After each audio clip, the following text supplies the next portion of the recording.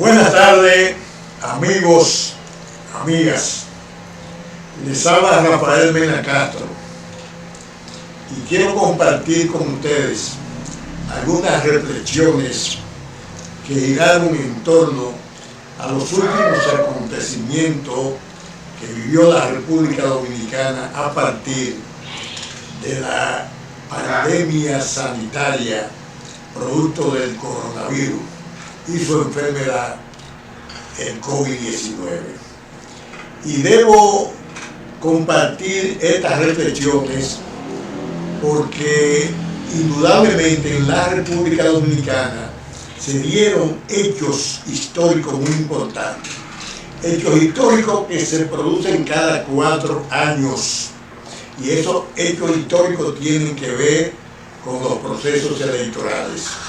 Y para el próximo 16 de agosto, las autoridades que salieron electas el 5 de julio pasado tomarán juramento a los fines de constituirse en las nuevas autoridades de la República Dominicana. Llámese presidente de la República, llámese vicepresidenta de la República, senadores, senadoras, diputados y diputadas. Y ese conjunto de autoridades el próximo 16 de agosto tomarán juramento. Pero ¿qué sucede? Este juramento la tomarán esas nuevas autoridades en medio de un acontecimiento de agravamiento de la crisis sanitaria. Por un lado, observamos un aumento en los contagiados, también un elevado nivel de tasa de positividad y por otra parte también la elevada cantidad de muertes como consecuencia del coronavirus. Pero también debemos señalar que en estos momentos y conforme a las informaciones que han dado las autoridades sanitarias de la República Dominicana, prácticamente el 80% de las unidades de cuidados intensivos en nuestro país están siendo cubiertas por contagiados del coronavirus. De ahí es que precisamente nosotros observamos con mucha preocupación que además de agravarse la crisis sanitaria, también tenemos la crisis económica. ¿Producto de qué? Producto de la inactividad productiva que se ha originado como consecuencia de la paralización totalmente de la actividad de producción en la República Dominicana. Y eso nos lleva a pensar que como consecuencia de todas y cada estas manifestaciones que se han originado en función de paralizar totalmente la actividad productiva en nuestro país, tenemos que aproximadamente casi 1 millón de trabajadores fueron suspendidos su contrato de trabajo. Y eso implica una situación sumamente difícil para esos trabajadores suspendidos, porque ¿quién le garantiza sus pasivos laborales? ¿Quién le garantiza las prestaciones laborales en medio de una situación donde realmente solamente por concepto de los ingresos tributarios la República Dominicana registró una caída de más de 36 mil millones por ese lado? Pero además hay más de 52.000 comercios cerrados y eso implica una situación desde el punto de vista económico sumamente delicado para la República Dominicana. Y en ese sentido, le solicitamos desde esta humilde plataforma a las autoridades nuevas que se instalarán a partir del 16 de agosto, poner en práctica la firma del pacto eléctrico y el pacto fiscal, porque el gobierno va a tener que disponer de suficientes recursos para financiar las actividades de infraestructura que reactiven la economía, para invertir y aumentar las asignaciones presupuestarias en salud, para invertir en la infraestructura y también para invertir en la seguridad ciudadana, puesto que el presidente electo de la República Dominicana, Luis Abinader, asumió el compromiso de aumentar a 25.000 pesos a cada policía para iniciar todo un proceso de efectividad, de prevención del delito en la República Dominicana, de disminuir los atracos, de disminuir los delitos. Y en fin, eso tiene que asumirlo el presidente de la República y sobre todo lo debe hacer aumentando los ingresos tributarios. Y es por eso que se requiere de un pacto fiscal. Y el pacto fiscal no es más que usted elevar los ingresos y disminuir los gastos innecesarios. De ahí es que nosotros le estamos sugiriendo al gobierno electo del presidente Luis Abinader que tome en cuenta el pacto fiscal como una expresión importante de solución al financiamiento de las actividades productivas de la República Dominicana. Por el otro lado, nosotros quisiéramos también sugerirle al presidente electo de la República Dominicana, Luis Abinader, la firma del pacto eléctrico. ¿Y sabe por qué nosotros le estamos exigiendo la firma del pacto eléctrico? Porque no es posible que en la República Dominicana, desde el año 2013 al 2018, el gobierno le haya otorgado subsidio eléctrico para beneficiar única y exclusivamente a los generadores por el orden de 18.500 millones de dólares. Eso significa casi 90.000 millones de pesos. Y eso es un abuso en estos momentos, de que por ser tan complaciente con los sectores de generación eléctrica, el gobierno tenga que otorgarle precisamente un subsidio de casi de 90.000 millones de pesos. Pero hay otro aspecto muy importante que nosotros quisiéramos señalar, porque hemos observado con mucho cuestionamiento la ejecución de un proyecto que se convirtió ya en una obra eléctrica, que es Punta Catalina. Con Punta Catalina, en estos momentos que ya inicia el proceso de producir energía, de vender energía, el gobierno anualmente se va a ahorrar 500 millones de dólares. Y yo entiendo que a partir de la firma del pacto eléctrico, la República Dominicana va a tener la oportunidad de observar cómo va a disminuir la facturación eléctrica a los consumidores, pero además cómo se van a iniciar todo un proceso de eficiencia energética que va a permitir precisamente al país gozar de 24 horas de luz eléctrica. Y eso también se lo debemos a la construcción de Punta Catalina. A Punta Catalina no se puede satanizar, porque Punta Catalina le está aportando al sistema eléctrico de la República Dominicana el 33% de la generación de energía. Y es por eso que nosotros entendemos que la firma de estos dos pactos, contemplados en la Ley 112 de la Estrategia Nacional de Desarrollo, es importante de que el gobierno asuma el compromiso, la voluntad política de que tanto los sectores que intervienen en la actividad productiva de la República Dominicana se comprometan a firmar precisamente el pacto eléctrico, el pacto fiscal que están contemplados en la Ley de Estrategia Nacional de Desarrollo.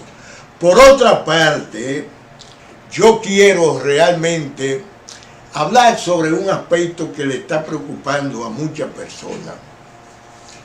Mucha gente se pregunta, ¿por qué perdió el PLD las elecciones del 5 de julio? Y yo debo decirle una cosa a ustedes. No hay una cosa más parecida a la guerra que la política. En la guerra usted encuentra que se aplican las tácticas. Las tácticas son cambiantes. Se aplica también la estrategia. Las estrategias son fijas, pero las tácticas necesariamente tienen que ser cambiantes. Yo observaba que desde el punto de vista de la aplicación táctica por parte de los ejecutores de consulta del Partido de la Liberación Dominicana, siempre se mantenían como en la defensiva y nunca fueron a la ofensiva. Y es de ahí que precisamente en un momento se proyectaba el candidato como en lo solitario. Y el candidato tenía que ejercer y desarrollar toda una campaña fundamentada en su propio esfuerzo. Y los miembros del comité político, cuando quisieron reaccionar, lo hicieron a última hora. Cuando el presidente de la República quiso reaccionar, lo hizo a última hora. Yo dudo, señores, que en todos estos años, en todos los periodos electorales que surjan en la República Dominicana, se pueda presentar un gobierno que exhiba los indicadores económicos que exhibió el gobierno, los dos gobiernos de Danilo Medina. Primero, crecimiento de la economía de un 5%. Segundo, acumulación de reservas internacionales de divisa en el Banco Central. Primero por 10.500 millones y después se lo deja al gobierno de Abinader en 8.000 millones de dólares. Aumento de las exportaciones. Captación de buenas inversiones extranjeras. Aumento de la capacidad de recepción del turismo emisor de otro país. Aumento de la producción agropecuaria. En fin, cuando observamos realmente lo que se llama la estabilidad macroeconómica, el gobierno del presidente Danilo Medina ha exhibido los principales indicadores, pero eso no bastó eso no fue lo suficiente para que se produjera realmente una derrota por el Partido de la Liberación Dominicana. Yo debo decirles lo siguiente, que parece ser que en la República Dominicana se han ido creando las condiciones a los fines de que realmente se produzca una reelección, una sola reelección y después usted para su casa. Y eso lo observamos históricamente. Nosotros sabemos que en el año 1966 el gobierno del doctor Joaquín Balaguer se reeligió en el año 1970. Y ya en el año 1974, si Balaguer no incurre en situaciones perversas, en situaciones de persecución a la oposición, en situaciones de asesinato, Joaquín Balaguer pierde las elecciones del Acuerdo de Santiago en el año 1974. ¿Qué indica eso? Que parece ser que el mercado electoral de la República Dominicana asimila una sola reelección y no asimila otra reelección. Entonces, hay que ver que el PLD, desde el año 2004 hasta el 2012, del 2012 hasta el 2020, precisamente eran 4 periodos. Y si en realidad se mantuvo realmente esos 4 periodos, el Partido de la Liberación Dominicana, fue porque precisamente los gobiernos del PLD asumieron posiciones responsables en función de mantener, primero, la estabilidad macroeconómica, que es fundamental para crear realmente un ambiente de adhesión hacia una organización. Pero resulta que los pueblos se van cansando porque los modelos se van agotando. Y eso pasó precisamente con el PLD, el tiempo que duró gobernando en la República Dominicana, lo hizo sobre la base de sustentar de manera responsable toda una política de crecimiento. Y esa política de crecimiento en realidad le dio la oportunidad también de ir desarrollando de manera institucional diferentes áreas de la administración pública. Y por eso que usted ve una ventanilla única por un lado. Y por eso que usted ve una ley de función pública. Y por eso que usted ve también una oficina, una dirección de contratación de obras del Estado. En fin, todas esas cosas originaron la permanencia por 4 periodos del Partido de la Liberación Dominicana. Y es de ahí que nosotros entendemos que el gobierno que surja o que surge a partir del 16 de agosto es un gobierno que tiene necesariamente que manejarse sobre la base de la realidad económica dominicana. Ahora mismo nosotros observamos una situación delicada con relación a la pandemia sanitaria del coronavirus. Observamos porque realmente en estos momentos no solamente los organismos que dirigen a nivel regional y a nivel mundial la salubridad pública de los países siguen argumentando de que la situación del coronavirus tiende a agravarse. Y si tiende a agravarse, debemos fijar nuestra atención precisamente en los acontecimientos que vienen. Ya la Universidad Johns Hopkins, que es la universidad que se encarga de mantener estadísticamente las situaciones que se van produciendo en el mundo, proyecta a la República Dominicana en una posición de duplicar o de triplicar la cantidad de muertos.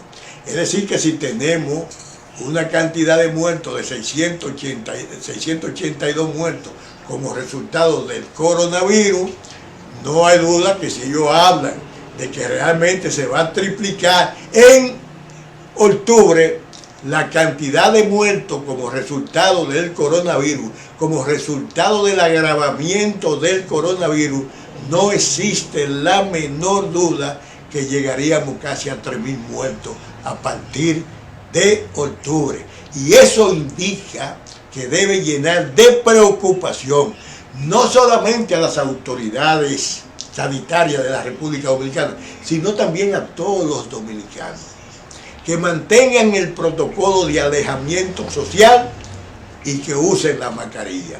Muchas gracias y que pasen buena tarde. Papi, ya.